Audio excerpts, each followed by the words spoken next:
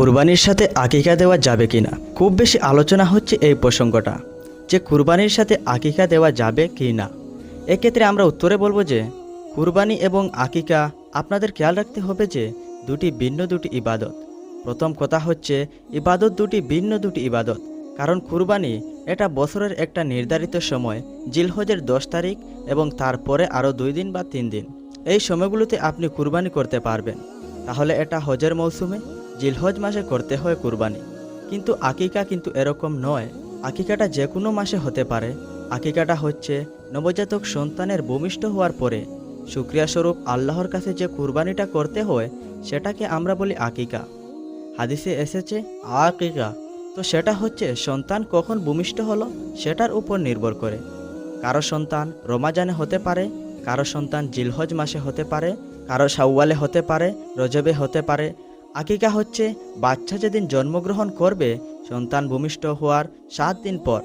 তাহলে ভিন্ন দুইটা ইবাদত, দুই সময়ের ইবাদত। ইবাদত নাম্বার 2, আকিকার ক্ষেত্রে আল্লাহর রাসূল সাল্লাল্লাহু আলাইহি ওয়াসাল্লাম বলেছেন, ছেলে হলে 2টি ছাগল দিয়ে আকিকা করো এবং যদি মেয়ে হয় তাহলে 1টি ছাগল দিয়ে আকিকা করো। সেক্ষেত্রে কুরবানিতে কিন্তু এরকম বিধান নেই। কুরবানিতে কিন্তু 1টি ছাগল দিয়ে আপনি কুরবানি করলে কুরবানি হয়ে যাবে, সেখানে 2টা ছাগল দেয়া লাগবে এমন কোনো কথা নেই। এভাবে আমরা বুঝতে পারতেছি খুবই স্পষ্টত, কমন সেন্স কাটালেও আমরা বুঝতে পারতেছি এবং আল্লাহর রাসূলের ভাষ্যগুলো অনুসারে আমরা বুঝতে পারছি দুইটা দুই ধরনের ইবাদত। যদি এই দুই ইবাদতে কিছুটা মিল আছে, কিন্তু দুইটা দুই সময়ের ইবাদত, দুইটা আলাদা দুটি উপলক্ষ, দুইটার আলাদা নির্ধারিত সময় রয়েছে। যেমন আকিকার ক্ষেত্রে সুন্নাহ হচ্ছে বাচ্চা যেদিন জন্মগ্রহণ করবে তার 7 দিন পর আপনি আকিকা করবেন। আল্লাহর রাসূল সাল্লাল্লাহু আলাইহি সাল্লাম বলেছেন, প্রত্যেক সন্তানের আকিকা দিতে হয় তার 7ম দিনে এবং 7ম দিনে মাথার চুল ফেলে দিতে হয়, তার সুন্দর একটি নাম রাখতে হয়। তাহলে আকিকার বিধান হচ্ছে সন্তান জন্মগ্রহণ করার 7 দিন পরে।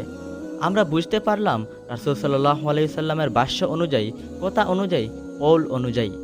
এবার যদি আমরা নবীজির আমল দেখি, উনার ব্যক্তিগত আমল কী ছিল, এক্ষেত্রে আমরা সহিহ ইবনে হিব্বানের একটি হাদিস উল্লেখ করব, যেটিকে ইবনে হাজার আশকালানি উনি উনার ফাতুল বাড়িতে সহিহ হিসেবে উল্লেখ করেছেন। হযরত আয়েশা রাদিয়াল্লাহু তাআলা আনহা হতে বর্ণিত, তিনি বলেন যে নবীজি নিজে উনার দৌহিত্র অর্থাৎ উনার নাতি হাসান এবং হুসেনের আকিকা নিজে করেছেন 7ম দিনে এবং 7ম দিনে তাদের নাম রেখেছেন, একজনের নাম হাসান, আরেকজনের নাম হুসাইন। তাহলে আমরা নবীজির হাদিস অনুযায়ী আমরা জানলাম 7ম দিনে আকিকা দিতে হয় এবং ওনার ব্যক্তিগত আমল থেকে আমরা জানতে পারলাম যে উনি ওনার 2 নাতির আকিকা দিয়েছেন 7ম দিনে এবং নামও রেখেছেন। যদিও তরবানিতে আরেকটি হাদিস এসেছে যেখানে বলা হয়েছে আকিকা 7ম দিনেও দেওয়া যায়, 14তম দিনেও দেওয়া যায়, 21তম দিনেও দেওয়া যায়। যদি 7ম দিনে কেউ না দিতে পারে কোনো কারণে, তাহলে 14তম দিন, না পারলে 21তম দিন। তাহলে সুস্পষ্টভাবে উল্লেখ আছে যে আকিকার সময়সীমা 7ম দিনের কথা আমাদেরকে বলা হয়েছে। কিন্তু আপনি যদি এটা কুরবানির জন্য রেখে দেন তাহলে সন্তান দুনিয়াতে আসার আনন্দটা থাকে না। একজন যখন সন্তান পায় সে কেমন যেন আকাশের চাঁদ হাতে পায়, তখন তার 7 দিনের মধ্যে যে আনন্দটা থাকে, ওই দিন তার নাম রাখা হবে, আত্মীয় স্বজনরা আসবে, বাচ্চাকে দেখবে, দোয়া করবে। তখন আকিকা করে গোশত নিজে খাবেন, আত্মীয়দের খাওয়াবেন, পাড়া প্রতিবেশীদের দিবেন। এটা হচ্ছে সন্তান ভূমিষ্ঠ হওয়ার উপলক্ষে ধরে এই আকিকা। এটাকে কুরবানির সাথে মিক্স আপ করার কোনোই প্রয়োজন নেই। তবে এখন প্রশ্ন হচ্ছে 7ম দিনে কেউ আকিকা দিতে পারেননি, 14তম দিনেও দিতে পারেননি, 21তম দিনেও দিতে পারেননি, হাতে টাকা ছিল না, সামহাট কোনো কারণে মিস করেছেন, তখন মাসআলা হলো যখন সুযোগ হয় তখন করে দেন। ওই পক্ষেপটা আপনি যদি কুরবানির সময় আকিকা দিয়ে দিতে চান এটা আদায় হয়ে যাবে ইনশাআল্লাহ, এটা জায়েজ আছে, তবে এটা সুন্নাহ নয়।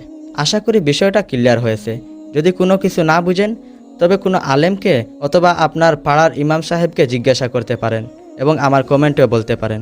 আসসালামু আলাইকুম ওয়া রাহমাতুল্লাহি ওয়া বারাকাতুহু।